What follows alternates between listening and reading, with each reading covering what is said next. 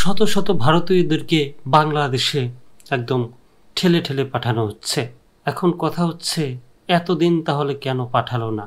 আর অনেকেই অবশ্য বলাবলি মেইন স্ট্রিমে গণমাধ্যমে প্রচার হচ্ছে যে পাকিস্তানের সাথে না পেরে এখন বাংলাদেশিদের মানে বাংলাদেশের সাথে পায়ে পাড়া দিয়ে ঝামেলা করার চেষ্টা করছে। একদম পিছনে লাথি মেরে মেরে বাংলাদেশের দিকে বর্ডার পার করা হচ্ছে। তো যাদের জন্মই ভারতে, বংশীয় ভারতীয়, ইচ্ছা করে একদম নাটকীয়ভাবে তারা এই কাজগুলো করছে।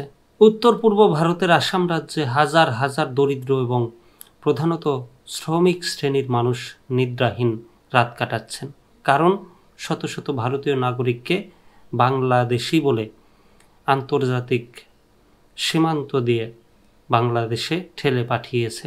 ভারতের মুম্বাইয়ের নাগরিক সমাজের সংস্থা সিটিজেন্স ফর জাস্টিস অ্যান্ড পিসের প্রকাশিত এক দীর্ঘ প্রতিবেদনে এসব কথা উঠে এসেছে।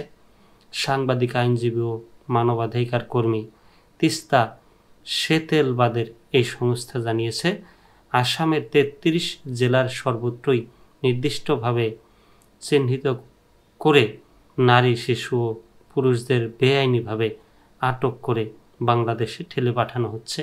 তবে গত রোববার ওই সব ভারতীয় নাগরিকদের অনেককে বাংলাদেশ থেকে পুশব্যাক করা হয়েছে বলেও সিজেপির এই বিশেষ প্রতিবেদনে উল্লেখ করা হয়েছে।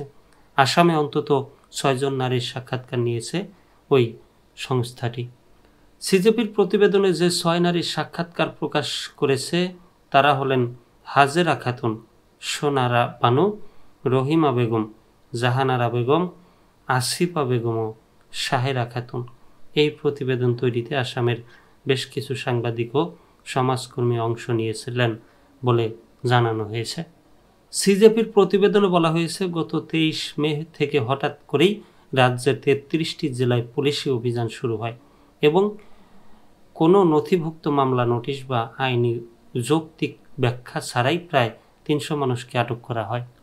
সাংবিধানিক ও আইনি নিয়ম লঙ্ঘন করে বন্দীদের অবস্থান সম্পর্কে পরিবার এবং আইনজীবীদের কোনো তথ্য দেওয়া হয়নি, যদিও প্রায় ১৫০ জনকে মুক্তি দেওয়া হয়েছে বলে জানা গেছে।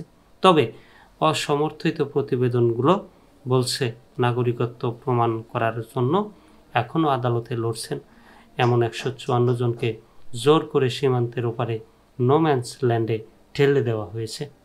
সিজেপির প্রতিবেদনে বলা হয়, এসব ব্যক্তির মধ্যে যারা আছেন তাদের মধ্যে অনেকে আইন ট্রাইব্যুনাল বিদেশি ঘোষণা করেছে।